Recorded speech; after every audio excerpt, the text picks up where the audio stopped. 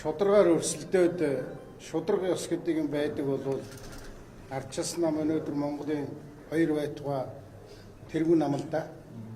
Манай Монголын нийгэмд ямар ялзарсан бий болсон гэхээр шудраг ус гэдэг юм бол дэнцсэн. Одоо тэгээд 90 оноос хойш бий болсон энэ олон намын тогтолцоог устгах, ганцаараа дарангуйлах, Назарбаевын хойноос явах, Назарбаевын намыг бий болгох нэг ийм л зохион байгуулалттай үйл ажиллагаа өнгөрсөн жилийн 12 сараас эхэлж явсан. Байнгын хорооны хурал дээр та нар харсан бол би бас хэлсэн шүү дээ.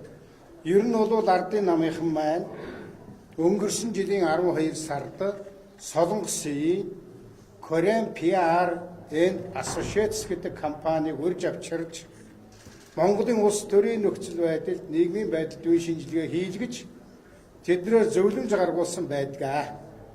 Тэгэхээр нодон жилийн 12 сараас эхлээд Монгол ардын намын энэ их баригчид маань ерөнхийлөгчийн сонгуулийг яаж авах вэ? Бид нар ер нь цаашаага улс төрд яах вэ гэдгийг гадаадынхнаас одоо зөвлөмж авч хэрэгжүүлсэн. Хэрэгжүүлэхдээ Монголд байгаа олон намын тогтолцоог устгах, ерөнхийлөгч байсан Баттулгыг дахин нэр дэвшүүлэхгүй байх, Хүрэлсүх гэдэг ерөнхий сайдын нэр хүнд унаад байгаа учраас энэ хүнийг яаж дараачийн 6 сард болох сонгуулиар ерөнхийлөгч болгох вэ гэдэг ийм 3 асуудлаар зөвлөгөө өгсөн байдаг. Тэр зөвлөгөө цаасыг та нар өрг гэдэг нэвтрүүлгийн 13-аас маш сайн үзээрэй. Энэ бол тоглоом биш шүү. Монголын нийгэм бол буруу явж байна. Эрх баригчид бол буруу тоглож байна. Тийм учраас ардчилсан намын асуудал гэж байхгүй.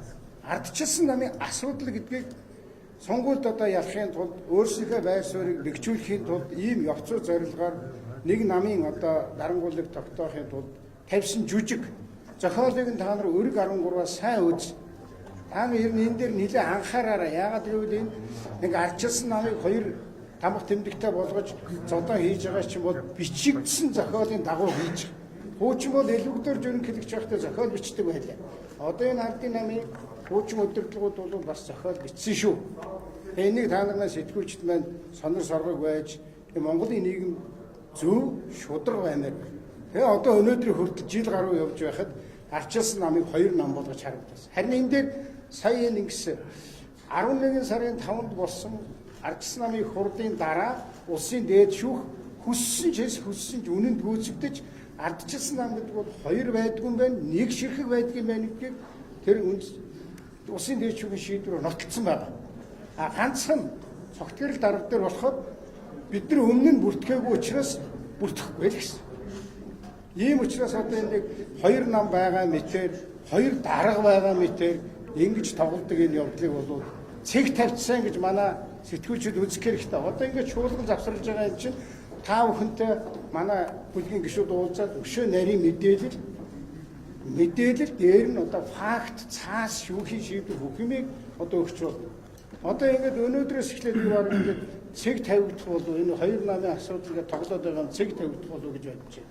Өнгөрсөн хавар энэ шудраг ус юм болж байна Монголын нийгэмдгээд манай их хурлын одоо энэ зогсож байгаа гишүүд өсгөлэн зарласан. Өсгөлэн хэн буулгасан? Зандан шатар гэдэг энэ их хурлын дарга та нар танхимдаа орж ирээд яриад тэр танаа тамгыг 2 болгочихсон тэр дэлгэр сайхан. Тэр ганц өрөг чима чин тулга гэж бүртгэлийн 4 нөхөр дээр үнэн худлын тогтоогоод арга хэмжээ авъя гэсэн. Арга хэмжээ аваагүй. Дээд шүүхийн тамгын газрын даргын үүрэг гүйцэтгэгч амар дэлгэрийг бас энэ хувилдоонд оролцсон. Сонгуулийн ерөнхий хорооны дарга дэлгэр наран бас оролцсон. Энэ 6 хүний асуудлыг шийдэ гэсэн шийдээгүй. Тэгвэл яах вэ? Өнгөрсөн 7 хоногт улсын хурлын байнгын хороонд нэг сонсоод байсан. Тийм учраас өнөөдөр энэ хүмүүсийг үндсэн хуулийн цэцэд өгдөг нөгөө тэгээд авилгатай тэмцэх газар төгдөг өгж байгаа маа. Бид нар ямар нэгэн намын төлөө байлдаг. Бид Монгол улсад шудрагаас ядаасаа билээ. Ядаж улс төрд нь шудраг өрсөлдөөн байгаасаа билээ. Эдийн засгийн шудраг бас өрсөлдөөнөр яваасаа билээ. Энэ хүмүүсийн ахуйн амжиргаа дээшлээсээ билээ гэж ингэж л явж байгаа. Өнөөдөр хамгийн сүүлчийн өдөр ярьж байгаа энэ хэдийн элчин сайд нэг сайдын л асуудал байгаа шүү дээ. Өнөөдөр юу ярьж явах ёстой бид нар? Хүмүүсийн ахуйн амжиргаа яаж юмны үнийг өсөж байгааг яаж зогсоох юм? Юу хийх юм? Дайчин давшингүй яаж ажиллах энэ тухай их хурл дээр ярих хэрэгтэй. Байхгүй. Энэ манай хэдэн гишүүдийг үг хэлэхээр микрофоны салгаж хайдаг нэг юм даргатай болсон. Тийм учраас тэр даргыг ч гэсэн бид нар өнөөдөр ингээд энэ үндсөөлийг зэслэгч. Та наруудыг муухай энэ ярьж байгаа шүү дээ занд шатар. Хамгийн асуудлыг дотооддоо шийд. Улсын дээд шүүх шийдчихсэн юмыг одоо хэн шийдэх? Харин ч гэж одоо юу гэдэг юм Баттай найз юм ямар юм уу? Одоо ингэ олуулаад шийдчихсэн байгаа шийдвэрийг хэрэгжүүлэхгүй сууж байна.